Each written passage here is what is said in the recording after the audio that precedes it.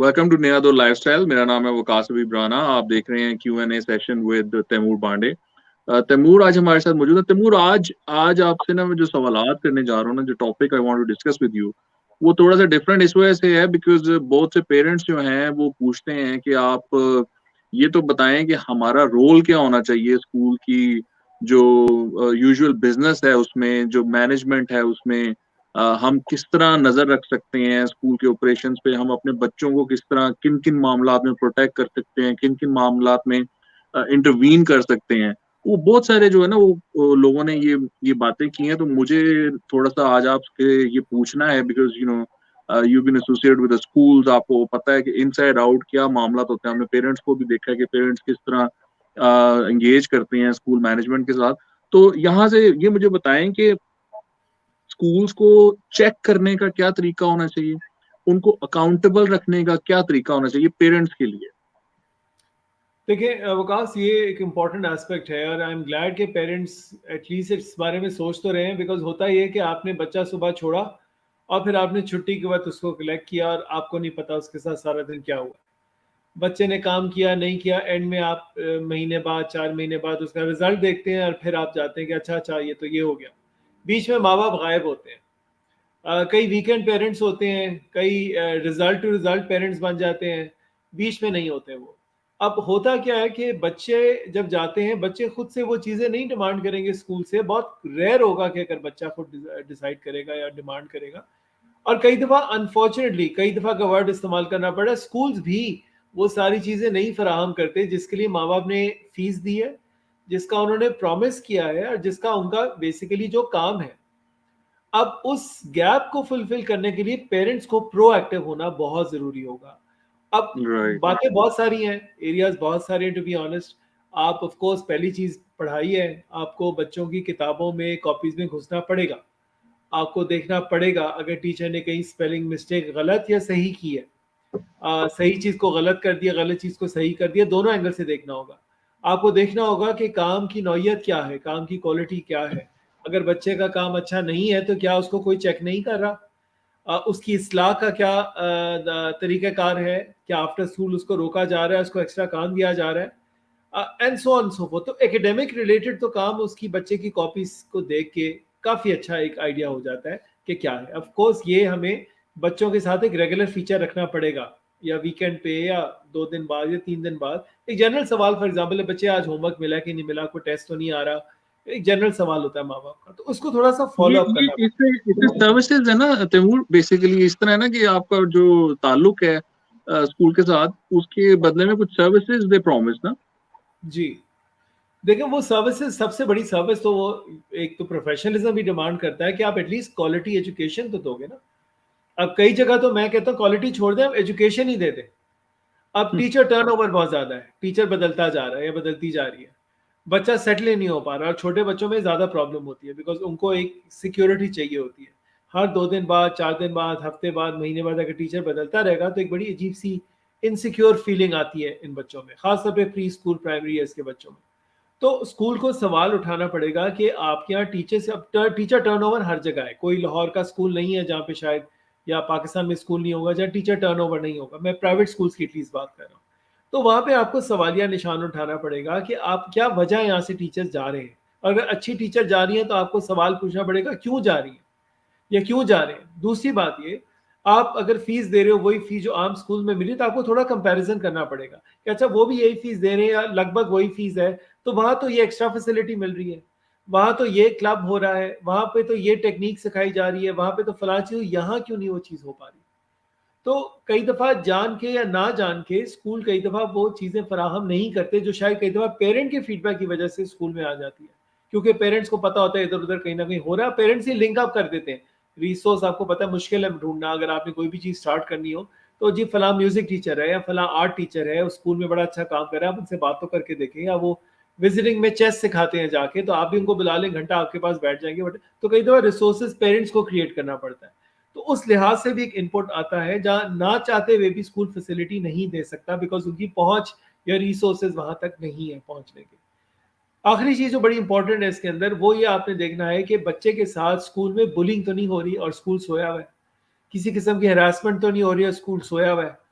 Teacher किसी को name calling तो नहीं कर रहा, जो मजाक बन गया, जो शायद बच्चे से भी ना पता चले। कई दफा ऐसे होता है, मैंने सुना है कि फ्रेंड्स, बच्चे के दोस्तों ने अपने माँ बाप को बताया और उन माँ बाप के थ्रू आपको पता लग रहा है कि आपके बच्चे के साथ स्कूल में क्या हो रहा है। तो इस तरह का कोई चेक हम्म सिस्टम है, बिकॉज आपने तो बच्चे को छोड़ा हुआ है, यानी आपने अपना बच्चा, अपनी औलाद को स्कूल के हवाले किया कि आपको इतना मैं जिम्मेदार समझता हूँ कि जिस तरह मैं उसका ख्याल रखता हूँ, आप उसका इन घंटों में ख्याल रखेंगे।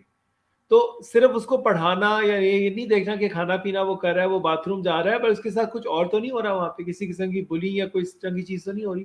तो ये भी स्कूल की जिम्मेदारी के अंदर आता है कि आपका सिक्योरिटी apparatus कैसा है, आपकी टीचिंग स्टाफ विजिलेंट है नहीं है, आपके स्कूल में या कैमरे लगे हैं नहीं लगे, या खुद टीचर्स इतने हसास हैं कि वो देख पाते हैं कि ऐसी कोई चीज़ हुई है नहीं हुई है। तो उस लिहाज से भी हमें स्कूल पे एक प्रेशर रखना पड़ता है। इन सारी चीज़ों की जो हमने बात की है, कैमरों को छोड़ के, इनमें पैसे नहीं लगते, इसमें सिस्टम लगाने पड़ते हैं और इसमें हसासियत चाहिए हम्म हमें। वो हसासियत जो शायद आप अपनी औलाद के साथ करते हो, आपको उन सारे बच्चों के साथ एज ए स्कूल हेड करनी पड़ती है जब आपके पास बाकी बच्चे आते हैं। बहुत बड़ी रिस्पॉन्सिबिलिटी है एज अ पेरेंट कि जब अपनी औलाद को एक स्कूल में आपके हवाले करके जा रहे हैं चंद घंटों के लिए। तो तैमूर, इसमें कुछ चीजें तो ऐसी हैं जिन पे कॉम्प्रोमाइज नहीं किया जा सकता, बट जैसे हमने सिक्योरिटी का जिक्र किया है और bullying is a huge factor के जहां पर है।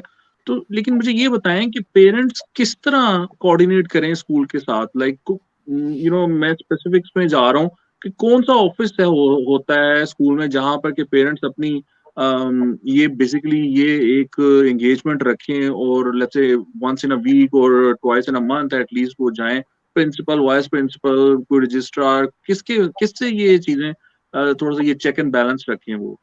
तो देखिए वकास, ये स्कूल टू स्कूल डिफर करता है। कई जगह एडमिशन्स ऑफिस में या फ्रंट ऑफिस में जाके आप अपनी प्रिंसिपल तक आपकी वो होती नहीं है, आप पहुंच ही नहीं होती, आप जा नहीं सकते प्रिंसिपल विदाउट टाइम या विदाउट अपॉइंटमेंट नहीं मिलते। या उन्होंने नीचे आपको कोऑर्डिनेटर या हेड मिस्ट्रेस तक आपको पहला पॉइंट ऑफ कांटेक्ट बना देते हैं कि वहां तक बात जाती है। कई दफ़ा जैसा मैंने बताया, फ्रंट ऑफिस से ही बात आगे नहीं जाती, और कई जगह ऐसे भी कि प्रिंसिपल को आप डायरेक्टली फ़ोन, ईमेल, लेटर जो भी है आप लिख सकते हैं और वहाँ तक बात पहुँच जाती है। Depending on the seriousness of the matter, अगर बहुत सीरियस बात है तो मैं तो समझता हूँ सारी चीज़ों को बाईपास करके इंसिस्ट करना पड़ेगा कि हेड या प्रिंसिपल से मुलाकात होनी चाहिए।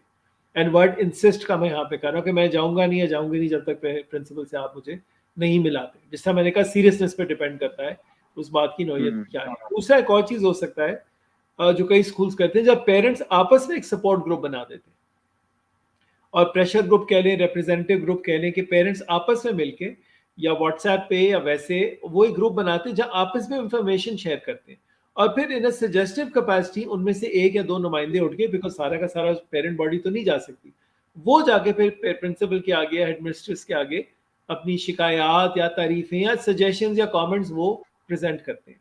तो वो पेरेंट टीचर मीटिंग का इंतजार नहीं करते जो शायद साल में 2 या 3 दफा होती होगी, वो उसके बगैर जाते हैं। अगर उनको कोई ऐसी चीज नजर आ रही होती है तो वहां तक रसाई करने की कोशिश करते हैं। Right right. तो तैमूर, इसमें जो चेक्स हैं, जो जो चीजें कॉम्प्रोमाइज जिन पे नहीं किया जा सकता पेरेंट्स की तरफ से, मुझे ये लगता है कि अगर उनका बच्चा एक स्कूल में जा रहा है और वहां पर एजुकेशन के लिए इतने घंटे गुजार रहा है और अगर स्कूल के साथ उनकी कोऑर्डिनेशन बेहतर नहीं होती है, तो आई फील कि ये तो एक बड़ा वो गैप आ जाता है उसमें, बिकॉज जो आप बात कर रहे हैं मुझे लगता है बहुत से पेरेंट्स शायद इस तरफ ध्यान भी नहीं देते कि उन्होंने किस तरह अपने बच्चे के जो सर्विसेज प्रॉमिस हुई हुई हैं या जो अ, आगे बढ़ के जो चीजें हो गई हैं उनको किस तरह इम्प्लीमेंट करवाना है। तो इसमें क्या मोटी बात क्या होनी चाहिए, उनको जिन चीजों पे कॉम्प्रोमाइज बिल्कुल नहीं करना चाहिए वो क्या चीजें हैं जिसपे उनको स्कूल के साथ हमेशा इन कोऑर्डिनेशन रहना चाहिए और पूछते रहना चाहिए कि आप इसके बारे में क्या कर रहे हैं।